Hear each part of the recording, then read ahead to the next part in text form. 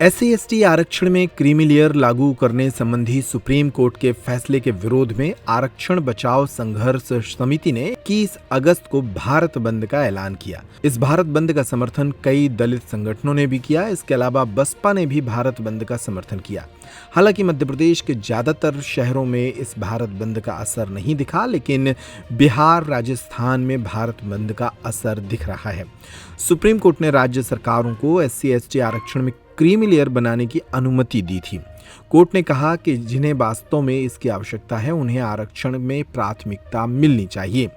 अब इस भारत बंद पर भारतीय जनता पार्टी के वरिष्ठ नेता फग्गन सिंह कुलस्ते ने सवाल उठाए हैं। सांसद और पूर्व केंद्रीय मंत्री फग्गन सिंह कुलस्ते ने मीडिया को बयान देते हुए कहा कि क्रीमी लेयर रिजर्वेशन और भारत बंद एक तरह की विपक्षी दलों की साजिश है। उन्होंने कहा कि पीएम मोदी की नीयत बिल्कुल साफ है। उन्होंने क्रीमी लेयर लागू नहीं करने की बात कही है।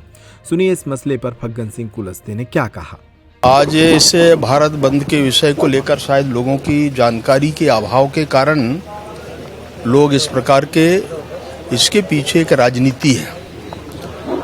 माननीय सुप्रीम कोर्ट ने जब 1 तारीख को माननीय न्यायाधीशों ने, उसमें विशेषकर 4 न्यायाधीशों ने अपना व्यक्तिगत मत दिया है। कोई सुप्रीम कोर्ट का कोई निर्णय नहीं है। मैं स्वयं चौथे दिन प्रधानमंत्री जी से लगभग 60 से 70 मेंबर पार्लियामेंट के साथ में प्रधानमंत्री स्वयं उस हमारे आग्रह पर वो स्वयं हम सबको आमंत्रित किया और एक ज्ञापन हमने दिया और साफ तौर से हमने कहा और प्रधानमंत्री जी ने कहा कि क्रीमी लेयर ST/SC पे लागू नहीं होगा। ये स्पष्ट तौर से कहा और आप सबको ध्यान में होगा कि शाम के कैबिनेट में भी ये फैसला हुआ।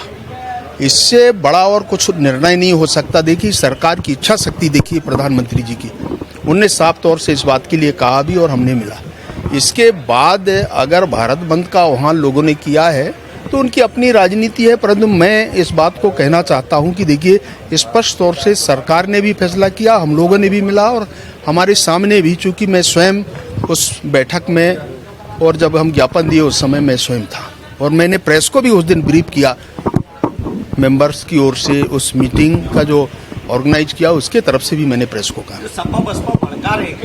देखिए ये तो राजनीति है। मैंने कहा कि इसके पीछे राजनीति है। ये राजनीति कर रहे हैं, कोई दूसरा काम है नहीं। ST/SC के नाम पर राजनीति करना है। जीवन भर कांग्रेस ने राजनीति किया ST/SC के नाम पर। आज मायावती भी ये कर रही, बाकी और लोग भी कर रहे हैं। देखिए मैं उस समय भी देखा जब आरक्षण पर प्रतिबंध लगा और ये किसके समय, कांग्रेस के समय में 94-95 में 4 OMS जारी हुए। उस समय भी प्रधानमंत्री हमारे अटल बिहारी वाजपेयी जी ने 3 दिनों तक उनने एक बैठक किया। बैठक के बाद पार्लियामेंट में जब लेकर के आए, चूंकि पार्लियामेंट से इसको पास करना था, अप्रूव कराना था, तब उस समय भी जब पार्लियामेंट का विषय आया तो उस समय भी कहा कि ये संविधान का खंडन कर रहे हैं, संविधान में ऐसा नहीं होना चाहिए। भाई हमारे लिए पार्लियामेंट सर्वोच्च है। संविधान में अगर कोई अमेंडमेंट करना है तो उसके पार्लियामेंट में जाना ही पड़ेगा और इसके बाद हमने कंटिन्यू किया।